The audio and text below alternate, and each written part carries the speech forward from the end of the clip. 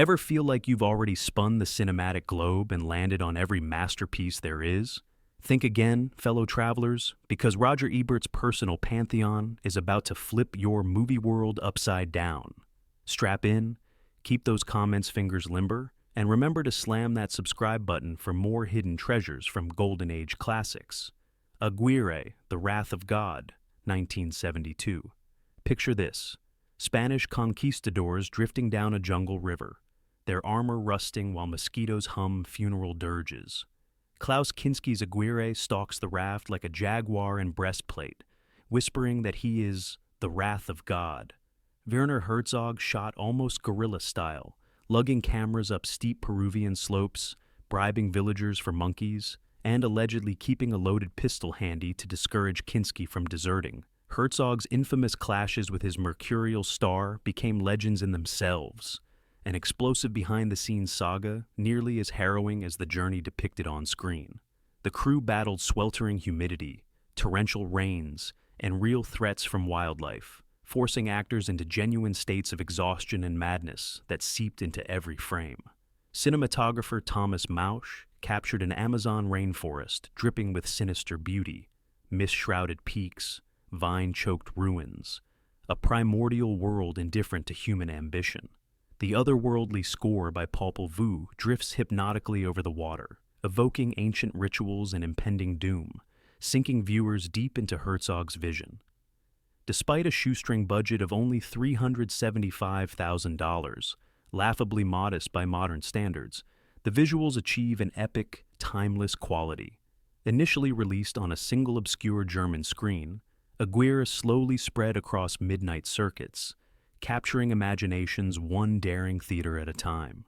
Ebert hailed it as one of the great haunting visions of cinema, an eerie meditation on hubris and obsession that imprints itself indelibly onto the subconscious. Years later, filmmakers and viewers still feel Herzog's cinematic fever dream, its haunting imagery, existential dread, and relentless portrayal of human folly linger like ghosts long after the credits fade. Aguirre isn't simply watched, it is experienced. A movie that whispers from the darkness, reminding you that beneath civilization lies madness, and the jungle always reclaims its own. Apocalypse Now, 1979. Welcome to the heart of darkness, where war isn't just hell, it's psychedelic, operatic, and terrifyingly personal. Apocalypse Now didn't just depict the Vietnam War, it melted it down into a fever dream. Francis Ford Coppola's descent into cinematic chaos mirrored his character's own unraveling. What began as a $12 million production ballooned to over $30 million amid a perfect storm of disaster. Typhoons destroyed sets. Martin Sheen suffered a near-fatal heart attack, and Marlon Brando arrived vastly overweight and unprepared, refusing to read the script. But from this chaos emerged legend.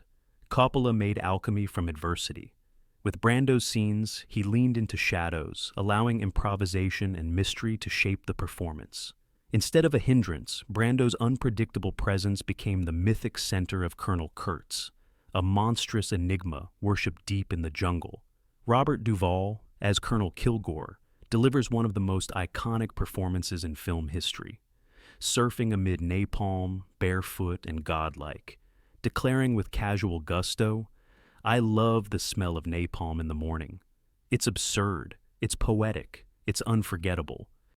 The film won the Palme d'Or at Cannes before it was even finished, its raw, hallucinatory power undeniable. Critics and audiences alike were stunned. Its box office soared past $150 million globally.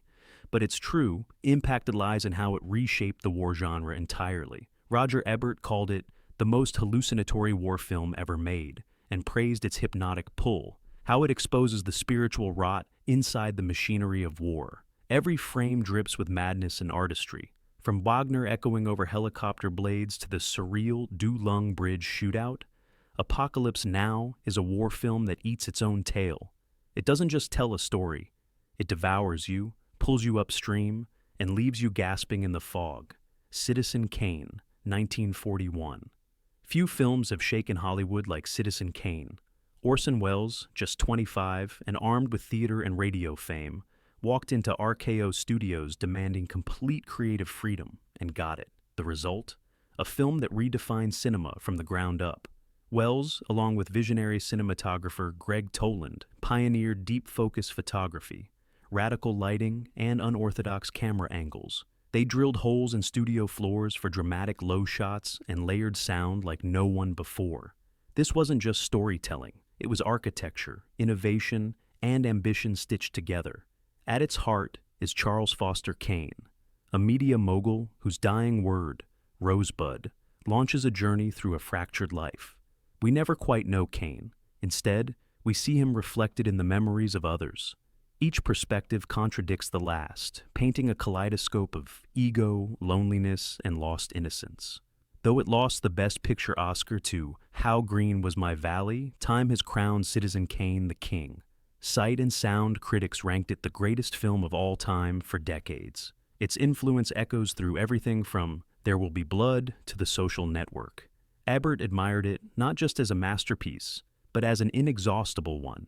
He lectured on it over 40 times, each viewing peeling back new layers. He wrote, "It is a shallow masterpiece, but its surface is so dazzling. Every rewatch reveals a fresh corridor in Cain's vast Xanadu, his castle of ambition and regret." La Dolce Vita, 1960.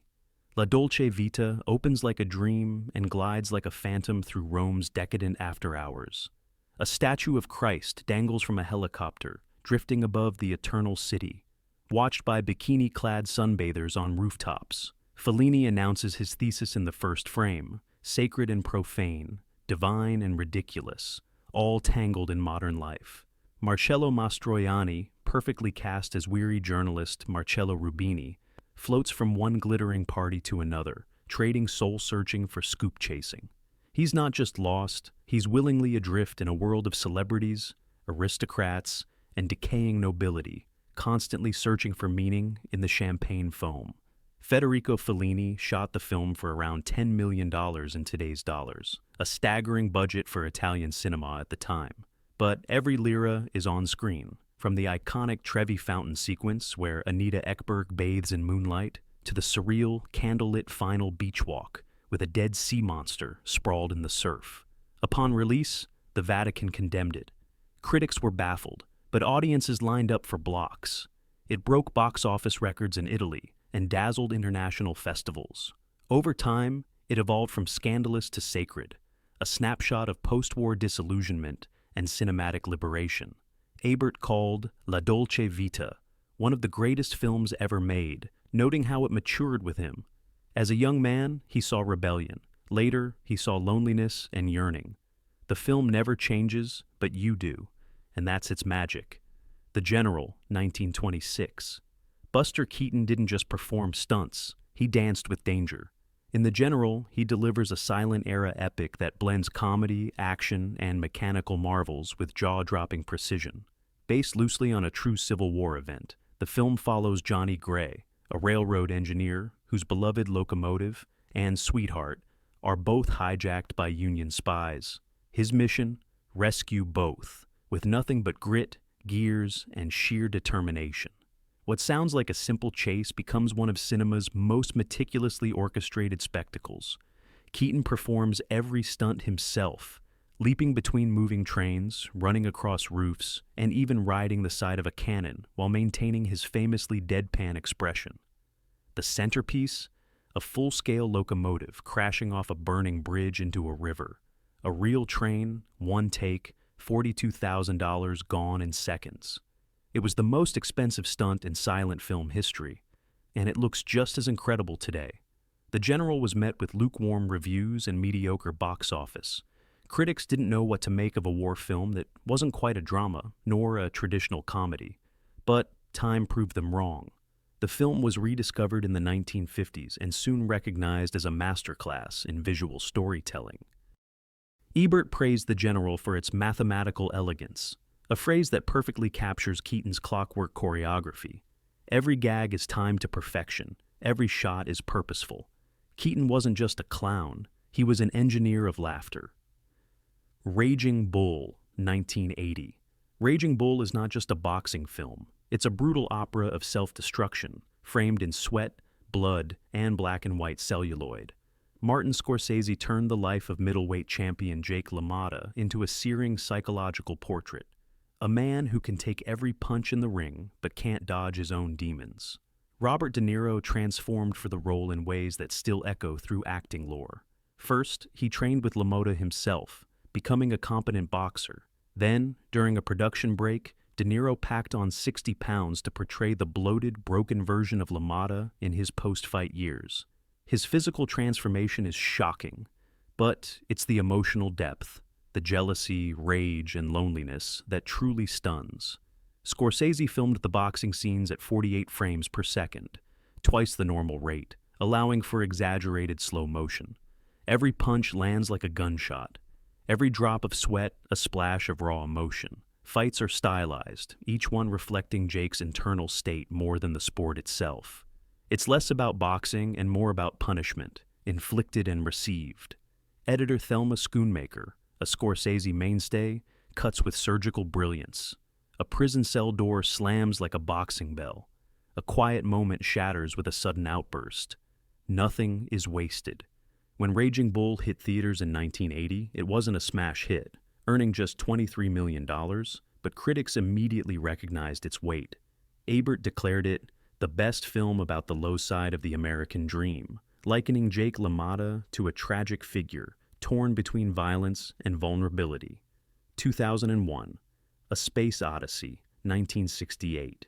To call 2001, A Space Odyssey, a science fiction film is like calling the Sistine Chapel a ceiling mural. It's accurate but wildly insufficient. Stanley Kubrick's magnum opus is a cosmic symphony, a meditative journey from pre-human Earth to the distant reaches of space, all told with minimal dialogue and maximal awe. Developed with sci-fi visionary Arthur C. Clarke, the film pushed boundaries from the very first frame. It begins not with rockets, but with apes, and an alien monolith that jumpstarts human evolution. Cut to the iconic jump cut. A bone tossed in the air transforms into a satellite, leaping across millennia in a single breath. M. Kubrick obsessed over realism, collaborating with NASA consultants to design technology that didn't exist yet. The centrifuge set, built to simulate zero gravity, weighed 30 tons and spun like a giant hamster wheel. Every visual was meticulously constructed. No computers, no CGI, just models, trick photography, and endless innovation. The film's second act, following a Jupiter-bound mission, introduces HAL 9000, the eerily calm AI who speaks with chilling politeness. "I'm sorry, Dave. I'm afraid I can't do that." Hal's descent into paranoia is one of cinema's greatest depictions of artificial intelligence, and a timeless warning. Then comes the Stargate sequence, swirling light tunnels, celestial sounds, and a finale in a Victorian space suite that left 1968 audiences reeling. Many walked out, others returned again and again. The film became a midnight movie sensation and eventually grossed over $130 million. Ebert called it a monolith of cinema, a film so ambitious, so patient, it reshaped what audiences expected from movies. It's not a story, it's an experience, one that stretches the mind, warps time, and ends not with answers, but with rebirth. Tokyo Story, 1953. In Tokyo Story, not much happens, at least not by Hollywood standards. There are no chase scenes, no tearful confrontations, no dramatic revelations. But its quiet power is precisely what makes it one of the most revered films ever made. Directed by Yasujiro Ozu, the story follows an elderly couple, Shukichi and Tomi, who travel from their small village to visit their grown children in Tokyo. What they find is polite indifference, excuses, and subtle alienation. Their children, absorbed in their modern urban lives, offer hospitality out of obligation rather than warmth. Ozu's style is minimalist and deeply human. His camera never moves unless absolutely necessary, and is almost always placed at tatami level, seated height, locking us into the world of his characters. There's no melodramatic score. Instead, we hear the natural sounds of life. Footsteps, trains, a soft wind. This simplicity allows emotion to rise organically, often in the pauses between words. The film culminates in a tragedy handled with devastating restraint. A few words, a bowed head, and a quiet tear carry more weight than any shouted argument ever could. Originally met with muted acclaim in the West, some called it too slow, Tokyo Story has since ascended to the highest ranks of cinema. Directors like Kurosawa, Scorsese, and Wenders cite it as an influence. It routinely tops greatest films of all time lists. Ebert cherished the Tokyo Story as a lesson in empathy and time. Life itself is in no hurry, he wrote, and Ozu mirrors that rhythm with aching precision. It's not about what's said, but what's left unsaid. A film that whispers truths about family, aging, and the quiet heartbreak of being forgotten. The Tree of Life, 2011. Terrence Malick doesn't make movies in the traditional sense. He paints them with light and edits them like poems. The Tree of Life is perhaps his boldest canvas, a sweeping spiritual meditation on existence itself, blending the origins of the cosmos with a single boyhood in 1950s Texas. The film's narrative isn't linear, but emotional. It centers on Jack O'Brien, who reflects on his childhood, his stern, loving father, his angelic, nurturing mother, Jessica Chastain, and the death of his brother that ripples through their lives like a psalm. But just as we settle into domestic memories, Malick zooms out, way out. Through the eyes of cinematographer Emmanuel Lubezki, we witness the Big Bang, the formation of galaxies, the birth of Earth, and yes, even dinosaurs. It's an audacious move, but somehow it fits. Malick suggests that all life is connected, from the cosmic to the intimate. His camera floats, dips, dances through sunlit kitchens and vast deserts alike. Dialogue becomes whisper. Story becomes a sensation. At Cannes, The Tree of Life was both booed and applauded. It won the Palme d'Or. Critics were divided, but Ebert declared it one of the greatest films I've ever seen. He called it a prayer and said it offered grace through cinema. Its box office was modest, but impressive for such an experimental film, earning $61 million worldwide. More importantly, it carved a place in the hearts of those open to its rhythm. Vertigo, 1958. Vertigo isn't just Hitchcock's most personal film, it's his most haunting. It lingers like a dream half remembered, a ghost in Technicolor.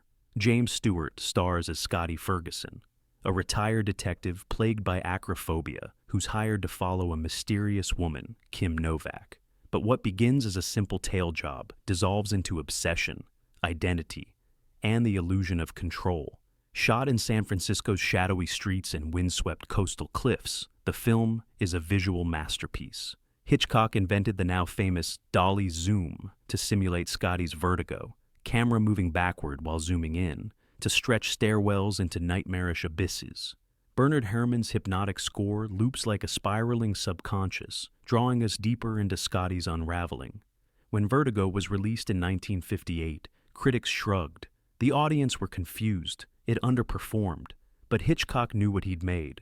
Over decades, the film was reappraised, and finally, in 2012, it dethroned Citizen Kane as Sight and Sound's greatest film of all time.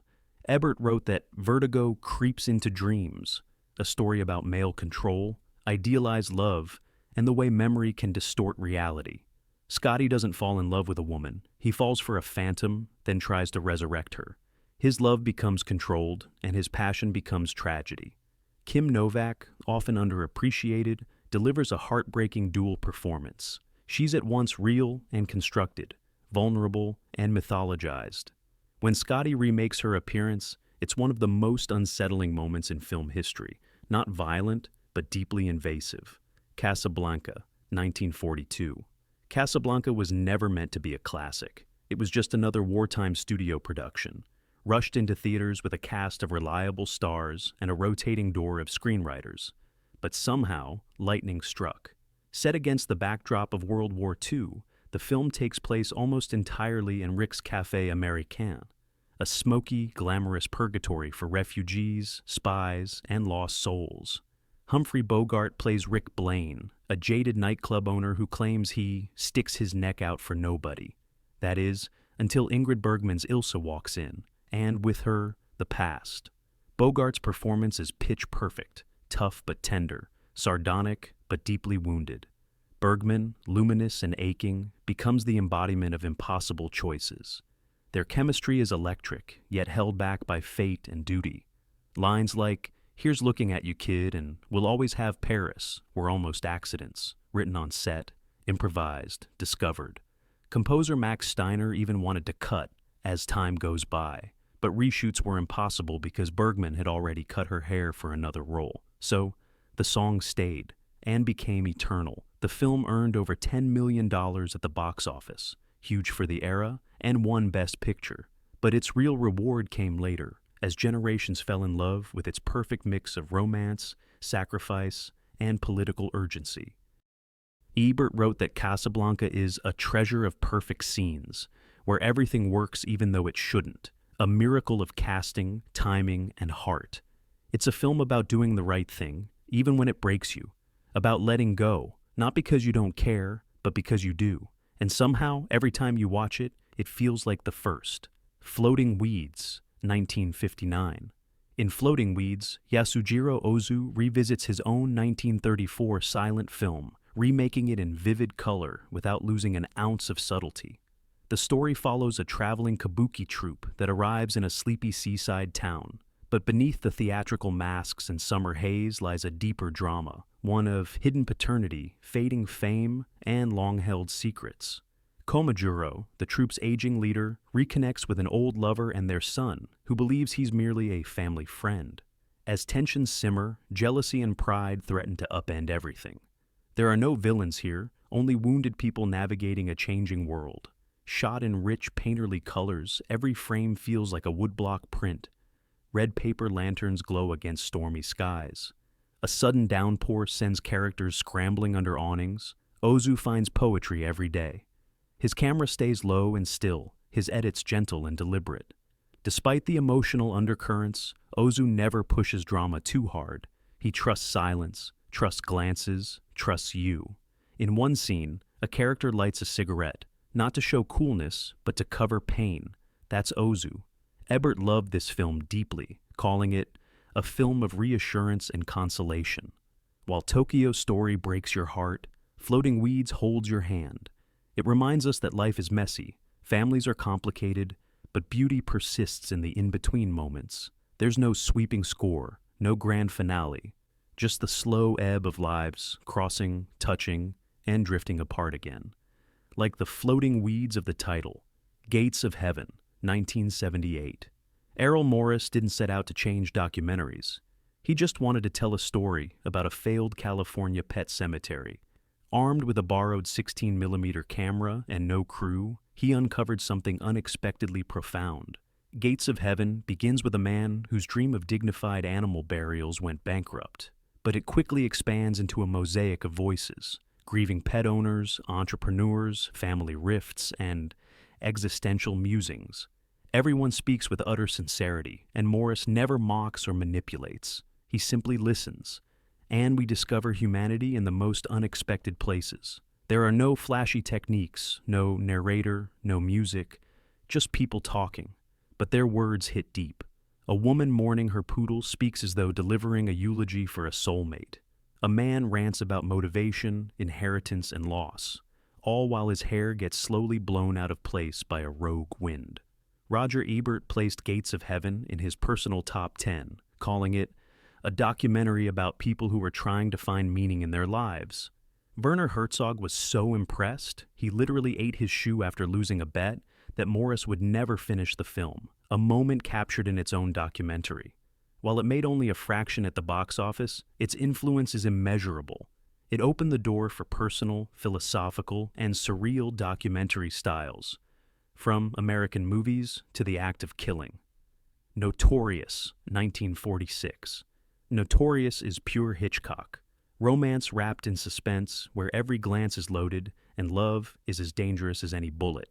Cary Grant plays Devlin, a U.S. agent who recruits Alicia, Ingrid Bergman, a notorious party girl, to spy on Nazis hiding in the post-war Brazil. But what begins as an assignment turns into something far more treacherous, an affair of the heart. Hitchcock's direction is sinuous and seductive. One famous shot begins at the top of a grand staircase and glides down to a key hidden in Alicia's hand. a breathtaking crane movement that whispers tension rather than screams it. The chemistry between Grant and Bergman is white hot. Their kiss, which flouted the Hays Code's 3-second rule, was filmed in short, intimate bursts, kissing, nuzzling, murmuring, stretching the moment into one of the most erotic scenes of the 1940s. The MacGuffin? Uranium hidden in wine bottles, a plot point so ahead of its time that government officials questioned Hitchcock about it. But the real core isn't atomic, it's emotional. Alicia risks everything to prove her worth to Devlin, who conceals his love behind protocol. The film was a massive success, grossing over $24 million worldwide. But beyond its box office, it's a masterclass in how thrillers can pulse with human emotion. Ebert treasured Notorious for its moral complexity. The hero lets the woman he loves endanger herself. The villain, Claude Rains, loves her more honestly. There are no easy answers. The Third Man, 1949. Few entrances in cinema are as legendary as Harry Lime's. A doorway flickers open, a light hits his smirking face, and Orson Welles, absent for half the film, suddenly is the film. But The Third Man is no mere star vehicle. It's a noir drenched in shadow, irony, and post-war disillusionment. Directed by Carol Reed and written by Graham Greene, the film follows pulp novelist Holly Martin's Joseph Cotten, who arrives in occupied Vienna to visit an old friend, only to learn Harry Lime is dead. Or is he? Shot on location in the ruins of Vienna, the film uses real bombed-out buildings, twisted architecture, and tilted Dutch angles to create unease. The city becomes a character, broken, suspicious, haunted. Anton Karas's zither score, a jaunty, plucking theme, contrasts unsettlingly with the film's moral rot. When Lime finally appears, Welles owns the moment. His famous cuckoo clock speech, improvised, elegant, chilling, reframes the entire film. He's not just a villain, he's charm and cruelty personified. Ebert called The Final Image, Lime's fingers slipping through a sewer grate, one of cinema's greatest. He clings not just to life, but to sin until the very end. And that ending, Holly waits under a tree. Anna walks past him, silent, acknowledging. No music swells, just stillness. Heartbreak. The Third Man was the highest-grossing British film of 1949 and remains a benchmark for noir and European cinema. And there you have it, 15 titanic triumphs seen through Ebert's ever-curious eyes. Which gem will you project tonight? Sound off in the comments, smash that like, and ring the bell so you never miss another expedition into forgotten cinematic gold. Golden Age Classics is gearing up to unspool even more undersung masterpieces. So, keep your reel spinning, your heart wide open, and your popcorn salted for the next deep dive.